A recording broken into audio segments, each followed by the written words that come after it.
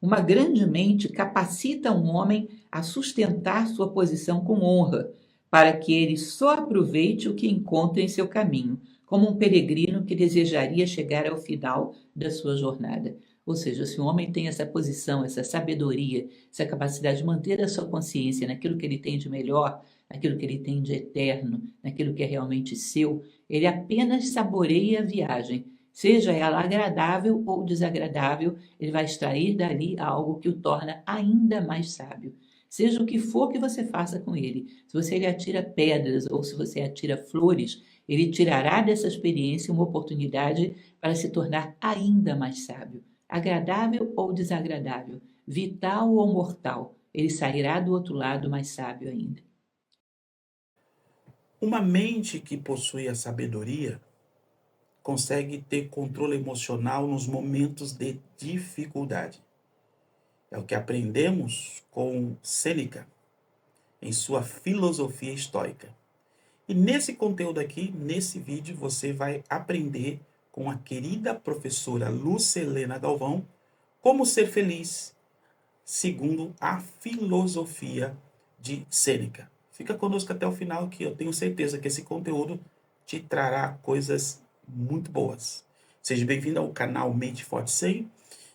Se você gostar desse conteúdo, deixa aí o seu like, deixa o seu comentário que é muito importante e compartilhe esse conteúdo para mais pessoas. Gratidão e com vocês, a maravilhosa professora Lúcia Helena Galvão. Então, nós vamos dar seguimento a essa cobertura que Sêneca tem feito sobre o tema da felicidade. Ele tem procurado cobrir esse tema por todos os lados, por todos os aspectos.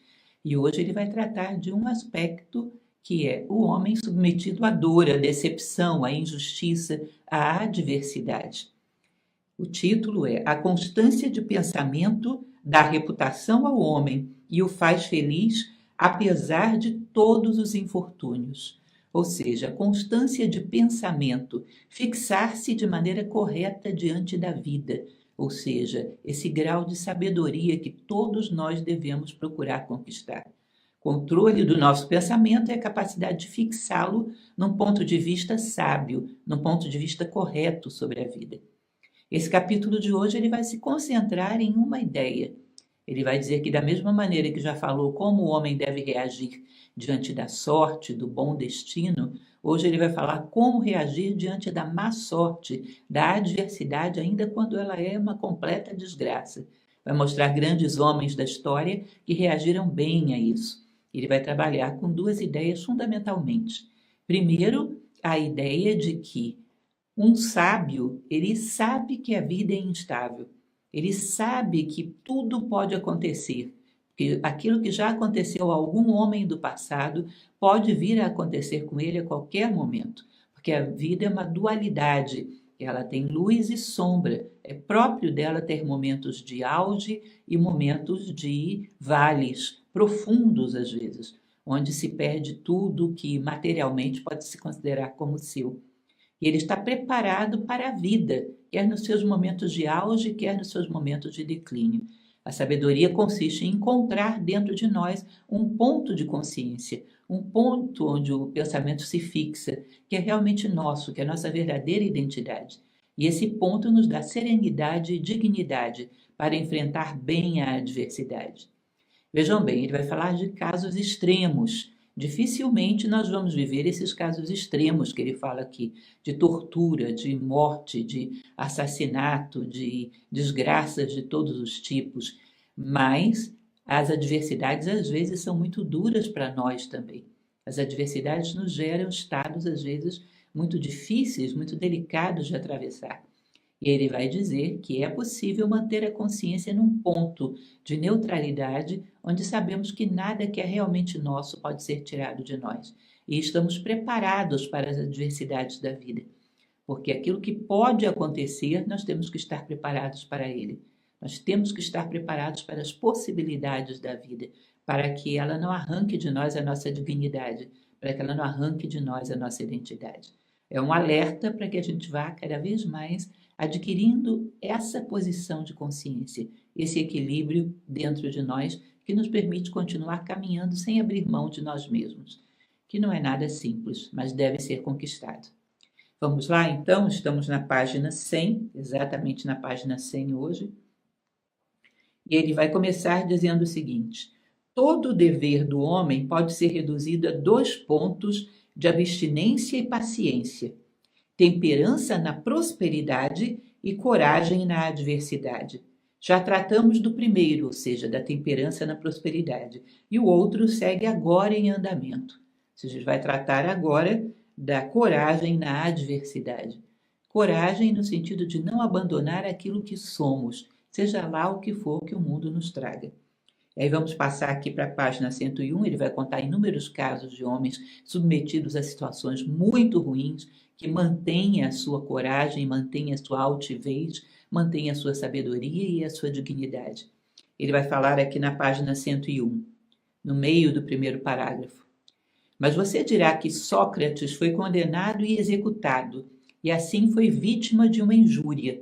Mas eu respondo que os tiranos lhe causaram um ferimento, mas ele não foi de modo algum injuriado. Ou seja, a memória de Sócrates, a dignidade de Sócrates não foi sequer arranhada. Os homens tiraram a sua vida, mas não tiraram a sua dignidade. Os homens tiraram a sua, digamos assim, a sua saúde física, tiraram a sua vida física, mas não tiraram dele aquilo que ele tinha de mais precioso, que era a sua virtude e a sua sabedoria, que permaneceu intacta e foi um exemplo ao longo da história. É exemplo ainda hoje para nós, passados mais de 2000 anos. Mais adiante ele continua. É a intenção, não o efeito, que caracteriza a maldade. Ele é um ladrão que tem a vontade de matar e assassinar, antes que sua mão seja mergulhada em sangue. Esse é o sacrilégio, a própria intenção de impor as mãos violentas sobre as coisas sagradas. Ou seja, se alguém atira tentando matar alguém, e outro atira também tentando matar alguém, um acerta e outro erra a pontaria, um matou e o outro não, mas ambos são assassinos, porque é a intenção que caracteriza o que um homem é, e não o efeito, que pode ser fruto de uma sorte ou azar, alguma coisa que não depende dele pode acontecer para que o seu objetivo não seja alcançado. Mas ambos são igualmente assassinos. A maldade está caracterizada pela intenção e não pelo resultado. Isso é muito importante sabermos que temos o resultado, como dizem os indianos, o resultado kármico de tudo aquilo que as nossas intenções provocaram, ainda que o resultado tenha ou não sido atingido. Aquilo que as nossas intenções nos fizeram tentar geram o karma condizente com as intenções e não com os resultados. Isso é nosso. Um sortilégio fez com que o fim não tenha sido alcançado, mas a nossa vontade foi projetada nesse sentido. Então temos a responsabilidade kármica de tudo o que tentamos e quisemos fazer. Continuando, mais adiante nesse mesmo parágrafo, ele vai dizer: uma grande mente capacita um homem a sustentar sua posição com honra, para que ele só aproveite o que encontra em seu caminho, como um peregrino que desejaria chegar ao final da sua jornada. Ou seja, se o homem tem essa posição, essa sabedoria, essa capacidade de manter a sua consciência naquilo que ele tem de melhor, naquilo que ele tem de eterno, naquilo que é realmente seu, ele apenas saboreia a viagem. Seja ela agradável ou desagradável, ele vai extrair dali algo que o torna ainda mais sábio. Seja o que for que você faça com ele, se você lhe atira pedras ou se você atira flores, ele tirará dessa experiência uma oportunidade para se tornar ainda mais sábio. Agradável ou desagradável, vital ou mortal, ele sairá do outro lado mais sábio ainda. Continuando mais adiante no último parágrafo, aquele que desiste de seu domínio e considera qualquer coisa boa que não seja honesta, corre boquiaberto atrás de perdas. Passa seus dias em ansiedade e vã expectativa. Esse homem é infeliz. Aquele que anseia qualquer coisa que não seja honesta, que não seja boa, que não seja justa, vai passar a sua vida em vã ansiedade e vai esperar por coisas que jamais serão atendidas. E esse é um homem infeliz. E ainda assim, é difícil, você dirá, ser banido ou lançado na prisão. Não, E se fosse para ser queimado ou destruído de qualquer outro modo, como muitos homens bons e nobres foram? Temos exemplos em todas as épocas e casos de grandes homens que triunfaram sobre todos os infortúnios. Portanto, se você se sentir injustiçado alguma vez na sua vida, lembre de uma Marguerite Porete, de uma Joana d'Arc, de um Giordano Bruno, que foram queimados vivos por serem virtuosos, por serem sábios, por terem feito aquilo que a consciência mais elevada do ser humano manda fazer. E assim você perceberá que isso está dentro das possibilidades da vida humana. E você saberá manter a sua honra apesar das injustiças. Que, como eu falei, é o intento que devemos lutar por ele durante toda a vida. Não é simples, não é fácil, mas é isso que devemos fazer. Aprendendo com os nossos erros e procurando ser mais sólidos em outras oportunidades. E aí ele vai citar alguns casos. Temos exemplos em todas as épocas e casos de grandes homens que triunfaram sobre todos os infortúnios. Metelo sofreu o exílio resolutamente, Rutílios alegremente, Sócrates disputou no calabouço, e embora ele pudesse ter escapado, foi oferecida a Sócrates a possibilidade de fugir, recusou para mostrar ao mundo como era fácil subjugar os dois grandes terrores da humanidade, a morte e a prisão. Ele prefere morrer com dignidade do que viver como um foragido, por um mal que ele não tinha provocado. Então ele prefere morrer submetido às leis da sua cidade, sem fugir a elas, uma vez que ele tinha ensinado durante toda a vida como um homem se submeter com dignidade aos desígnios do destino. E ele honrou essa sua fala, honrou essa sua palavra. Na outra página, na página 103, no segundo parágrafo, um jovem generoso e perspicaz entenderá que é uma felicidade encarar a má sorte. Não é nada para um homem manter a cabeça erguida com calma, mas manter seu posto quando todos os outros abandonaram suas posições e ali ficar de pé onde outros homens foram derrotados, isso é divino e louvável.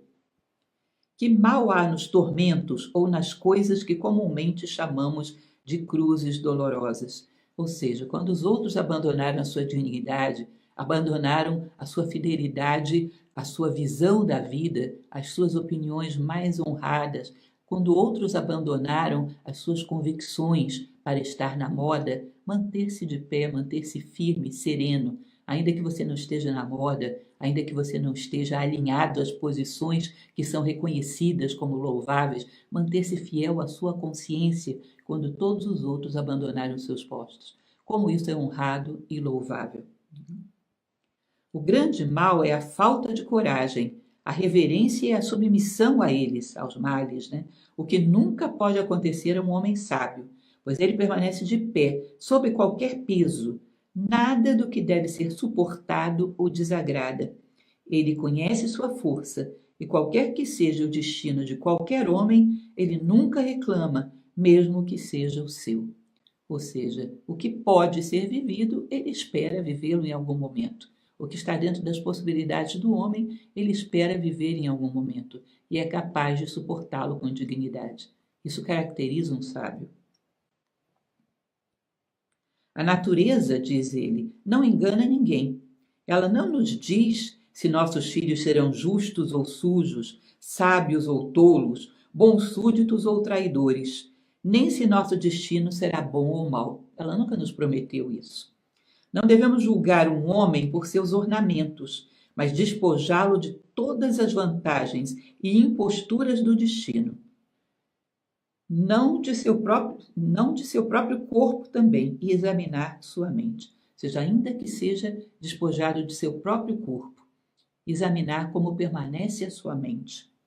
Se ele pode ver uma espada nua diante dos seus olhos, sem ao menos piscar, se for indiferente para ele se sua vida lhe sairá pela garganta ou pela boca, se ele pode ouvir a si mesmo ser condenado a tormentos ou exílios sob as mãos do carrasco e dizer assim a si mesmo: tudo isso está previsto e nada mais é do que um homem sofrendo o destino da humanidade.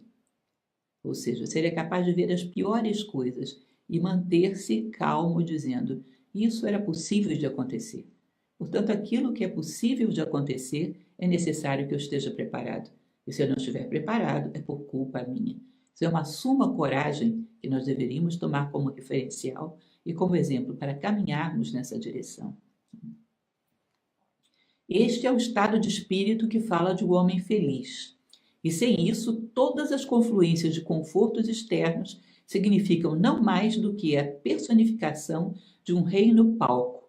Quando a cortina é fechada, somos apenas atores novamente. Ou seja, se esse homem não tem isso, ele não tem felicidade. Porque a felicidade consiste exatamente na fidelidade aos teus princípios, independente do que o mundo possa trazer ou levar. Independente daquilo que esteja no palco da vida, o cortinado de fundo, que é a tua fidelidade aos teus valores, se ele é mantido, você é um homem feliz, independente do que passe pelo palco da vida.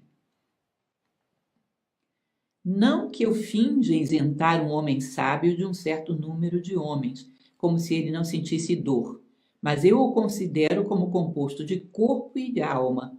O corpo é irracional e pode ser ferido, queimado, torturado, mas a parte racional é destemida, invencível e não deve ser abalada. Ou seja, no corpo ele sente dor, ele sofre, ele não está acima da dor. Ele sofre e sente a dor do corpo, porque ele está também aí. Sua consciência está aí também.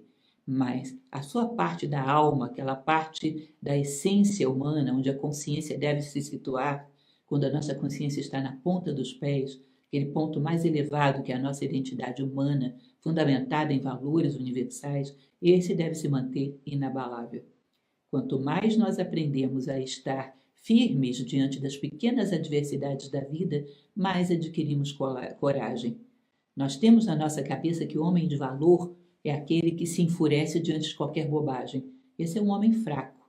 Esse que se enfurece diante de qualquer bobagem é um homem que não tem autocontrole. E a coragem consiste exatamente num autocontrole perfeito. As adversidades não o roubam a si mesmo. Essa cólera diante de qualquer bobagem é fraqueza e não coragem. O autodomínio é um ato de coragem. Seja o que for que se passe pelo lado de fora, eu estou no controle de mim mesmo. Eu mantenho as rédeas de mim mesmo. Mais adiante ele vai dizer: não há necessidade de encorajamento para as coisas às quais somos inclinados por um instinto natural, como a preservação de nós mesmos com facilidade e prazer. Mas quando se trata da prova de nossa fé por tormentos ou de nossa coragem por feridas, essas são dificuldades contra as quais devemos estar protegidos pela filosofia e preceitos. E, no entanto, tudo isso não é mais do que aquilo para o qual nascemos, e não é absolutamente surpreendente. De modo que um homem sábio não apenas se prepara para isso, como espera tudo o que pode vir a acontecer. Você pode a qualquer momento ser injustiçado, exatamente naquilo que você espera que te seja mais fiel. Pode ser negado por aqueles que você acredita que são mais leais. Isso está dentro da possibilidade do ser humano. E já aconteceu muitas vezes na história. Se isso acontecer, você se mantém firme? Você se mantém sereno, sabendo que isso é o destino do ser humano, estar submetido à dualidade da vida? E se mantém assim mesmo, confiante na vida, confiante em si próprio, sereno e capaz de tocar a sua vida com um grau de felicidade que só a fidelidade a si mesmo pode te garantir? Se você é capaz disso, você é nobre, tem um bom grau de sabedoria, você é corajoso. Que todos nós tenhamos isso como meta, que possamos caminhar nessa direção.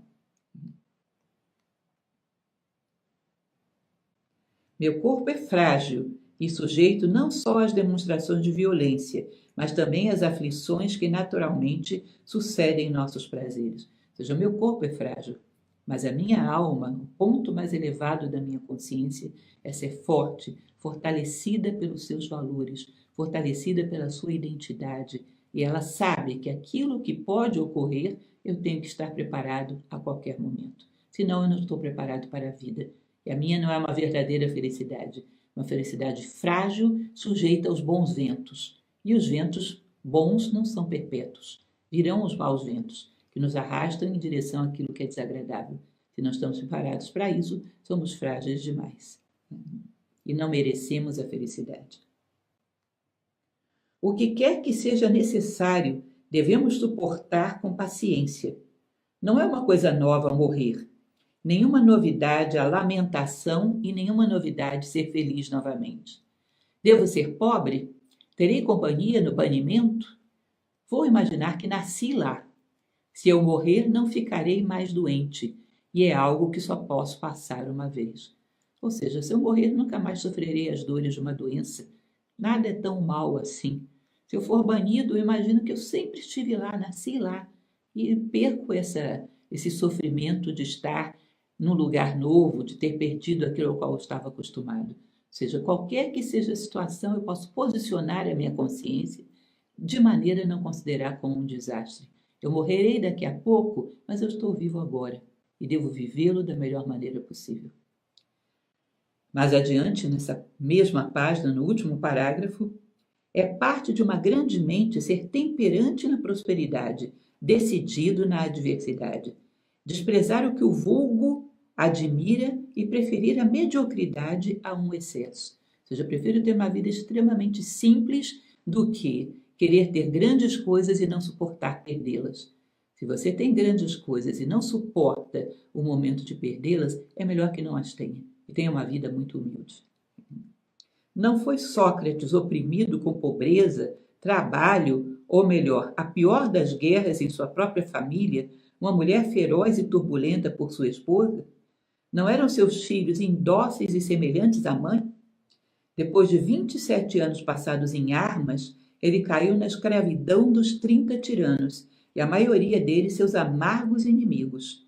Ele foi finalmente sentenciado como um violador da religião, um corruptor da juventude e um inimigo comum de Deus e do homem. Ou seja, Sócrates passou 27 anos da sua vida sendo um herói de guerra, submetido à extrema pobreza, teve um casamento extremamente infeliz, que quem conhece a história sabe que Sócrates foi acusado de desrespeitar uma mulher que ele nem mesmo conhecia, e ele aceitou o casamento com resignação para não submeter essa mulher à indignidade, à perda da sua honra. Então ele se casa com uma mulher indócil, que diz que dificultou a sua vida daí por diante, Xantipa, essa história é bastante conhecida. Ou seja, todo tipo de sofrimento ele viveu ao longo da vida, até ser sentenciado pelos 30 tiranos a uma morte por corromper os jovens, quando na verdade ele era o que mais edificava os jovens. Depois disso foi aprisionado e morto por envenenamento, o que estava tão longe de afetar sua mente que nunca se alterou, como foi alterado seu semblante. Ou seja, ele passou o seu semblante da vida para a morte, mas a sua alma permaneceu absolutamente serena, sem nada que a atingisse. Ou seja, é um exemplo não só de como viver, como também de como morrer. Ele preferiu morrer e dar aos homens um exemplo de como morrer com dignidade. E nós temos o exemplo da sua vida e o exemplo da sua morte. Ele não abriu mão de si próprio e, portanto, deixou o seu exemplo íntegro para a prosperidade. Mais adiante, no finalzinho dessa página, aquele que tem um grande caminho a percorrer deve esperar escorregar, tropeçar e se sentir cansado. Para o homem luxurioso, a frugalidade é um castigo. Trabalho e indústria são um castigo para o preguiçoso. Não, o próprio estudo é um tormento para ele, para o preguiçoso. Não que essas coisas sejam difíceis para nós por natureza, mas nós mesmos somos vaidosos e irresolutos. Ou melhor, muitos de nós nos perguntamos como um homem pode viver sem vinho ou suportar levantar-se tão cedo pela manhã. Ou seja, enquanto uns suportam a própria morte injustamente, outros não suportam ficar sem vinho ou ter que acordar pela manhã cedo todos os dias. Ou seja, alguns de nós nos debilitamos tanto que as coisas mais simples da vida são capazes de nos abater, enquanto que outros têm uma fortaleza para suportar tudo aquilo que é possível acontecer ao homem. Que nós tenhamos esse exemplo de fortaleza como um exemplo a ser seguido e que possamos vencer todas essas nossas debilidades, lentamente, uma a uma. O deslocar-se na direção dessa superação significa que estamos vivendo de verdade, se não estamos apenas sobrevivendo. Lembrar que viemos aqui para construir a nós mesmos. E ainda que estejamos muito longe desses grandes modelos, se estamos caminhando na direção deles, já estamos vivendo. A nossa vida já é dotada de valor. Viemos aqui para sairmos maiores do que entramos. Viemos aqui para superar as nossas dificuldades e sermos cada vez mais parecidos com o ser humano de verdade. Por isso é importante olharmos para a história, para esses seres humanos de verdade que existiram, para que tenhamos sempre diante de nós um bom referencial, que possamos nos deslocar, ainda que seja com passos pequenos, mas nessa direção. Um homem corajoso deve esperar ser derrubado, pois ele deve dirigir seu curso nas garras do destino e trabalhar contra o vento e o clima. No sofrimento dos tormentos, embora pareça apenas uma virtude, o homem exerce muitas. Ou seja, não é simplesmente suportar o sofrimento, ele exerce muitas virtudes ao suportá-lo. Aqui é mais eminente é a paciência, que é apenas um ramo da fortaleza, mas a prudência também na escolha da ação e no suportar o que não podemos evitar. E a constância em suportá-lo resolutamente, e há a mesma concordância também de várias virtudes em outros empreendimentos generosos. Ou seja, ao suportar pacientemente a adversidade, o homem emprega várias virtudes, praticamente todas as virtudes que caracterizam o seu bom caráter, a sua alma elevada. Mais adiante, na próxima página, na última página, no penúltimo parágrafo, alguns são de opinião de que a morte dá ao homem coragem para suportar a dor, e que a dor fortalece o homem contra a morte. Mas eu digo antes que o homem sábio depende de si mesmo contra ambas, e que ele ou sofre com paciência na esperança da morte, ou morre voluntariamente, porque está cansado da vida. Mas ele carrega a primeira e espera pela outra, e carrega uma mente divina em todos os acidentes da vida humana. Ele considera a fé e a honestidade o bem mais sagrado da humanidade, que não deve ser forçada pela necessidade nem corrompida pela recompensa. Ou seja, esse homem considera uma mente que não é capaz de ser corrompida pelas circunstâncias, a fé e a honestidade como o maior valor que a humanidade pode ter. Independente das circunstâncias, eu permaneço eu mesmo. Não há nada que possa roubar de mim aquilo que eu sou. Crie isso nas situações pequenas da vida. O bom guerreiro treina em tempos de paz. Crie isso nas pequenas adversidades, aquelas bobinhas que tantas vezes nós cedemos. A fechada no trânsito, a pessoa que fura a fila, a pessoa que muitas vezes te desrespeita por qualquer coisa, que te trata mal por qualquer coisa, aquele vendedor que é ríspido, qualquer coisa que te aconteça cotidianamente. Treine aí a posse de si mesmo. Se alguém te trata mal e te coloca colérico, você deu a essa pessoa o direito de decidir qual é o teu estado de espírito. Você deu muito poder a ela. O poder deve ser teu. Você deve ter a coragem de decidir como está nesse momento. As rédeas do teu estado de espírito devem estar na tua mão e não na mão de terceiros. Treine nas coisas pequenas e vá se fortalecendo para que um dia, quando vierem as grandes, porque é impossível que a gente passe uma vida inteira sem passar por algumas grandes adversidades. Quando vierem as grandes, que a gente tenha a fortaleza e a dignidade de se manter fiel a si mesmo. Sei que não é um objetivo fácil, mas como qualquer objetivo grandioso, deve ser o referencial da nossa vida e deve ser treinado constantemente nas pequenas coisas.